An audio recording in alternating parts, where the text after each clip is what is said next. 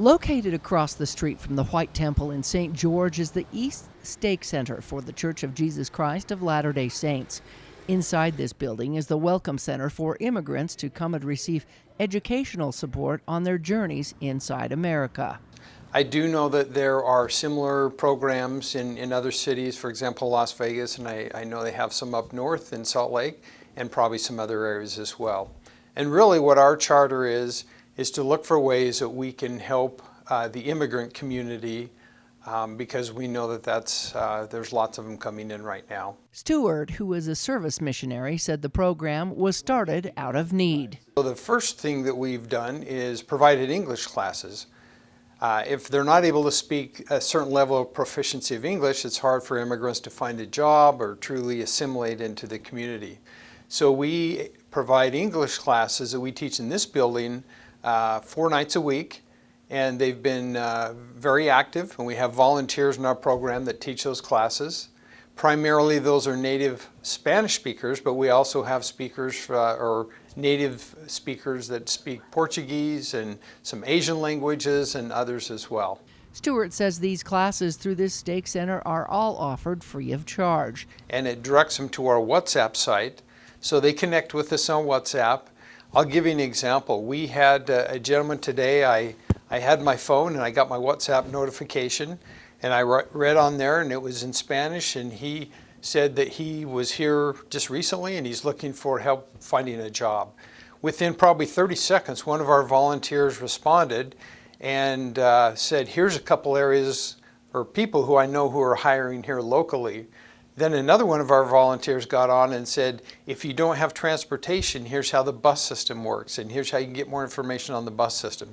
They also coordinate services with other providers. For example, a few weeks ago, we teamed up with Catholic Charities and the State of Utah Department of Health, and we presented a workshop on how immigrants can go through the process of getting their paperwork so they can work legally in this country. This was actually put on by the Catholic Charities, and it was all done in Spanish, and we had over 100 people there. We have another class that we're looking to put on starting in about a month that's all on self-reliance, geared towards entrepreneurship or starting a business, and that will also be delivered in Spanish and be at this location.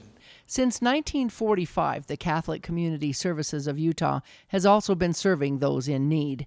Last year, they assisted more than 1,300 migrants and half as many refugees to become resettled. According to their website, those seeking asylum must eventually prove they meet the definition of a refugee. Their services include finding housing, foster care, and other assistance along the way. The Catholic Services in St. George also has a thrift shop and other resources to help anyone who may be in need. The support is considered a hand up, not a hand out. Stewart said one way migrants become self-reliant is in their search for jobs, as employment is the biggest need.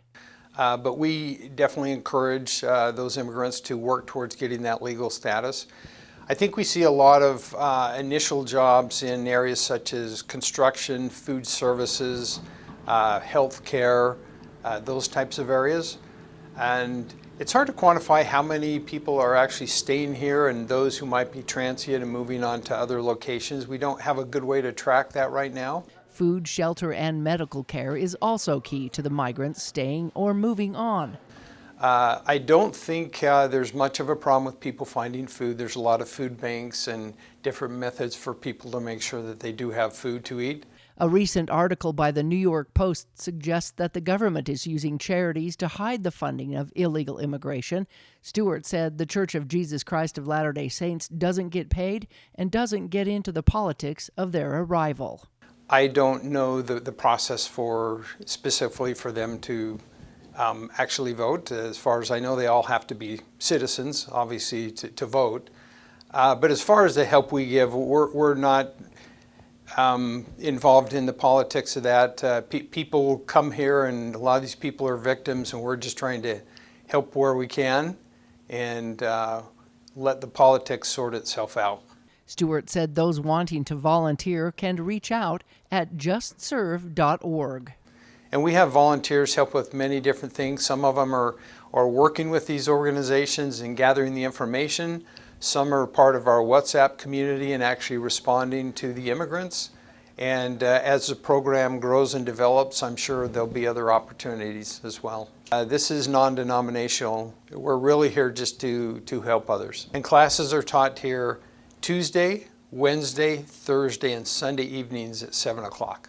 In St. George, Melissa Anderson, Community Education News.